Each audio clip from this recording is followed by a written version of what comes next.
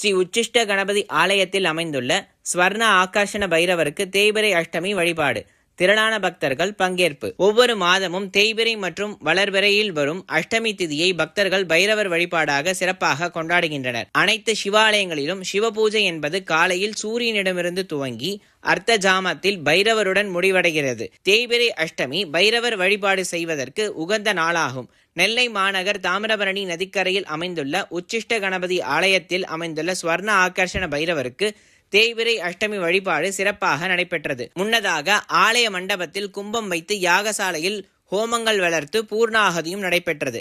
அதனைத் தொடர்ந்து பைரவருக்கு மாப்பொடி, மஞ்சள் பொடி, வாசனை பொடி, பால், தயிர், இளநீர், விபூதி, சந்தனம் உள்ளிட்ட பல்வேறு வாசனை திரவியங்கள் கொண்டு அபிஷேகங்கள் நடைபெற்றது. அதனைத் தொடர்ந்து கும்பத்தில் பூஜிக்கப்பட்ட புனித நீரானது கொண்டுவரப்பட்டு மகா அபிஷேகமும் நடைபெற்றது. பக்தர்கள் தங்கள் வேண்டுதலுக்காக தீபங்களும் ஏற்றினர். கவசங்கள் சாற்றி வண்ண மலர் மாலைகளை அணிவித்து சிறப்பு அலங்காரத்தில் ஸ்வர்ண ஆகர்ஷண பைரவர் பக்தர்களுக்கு காட்சியளித்தார்.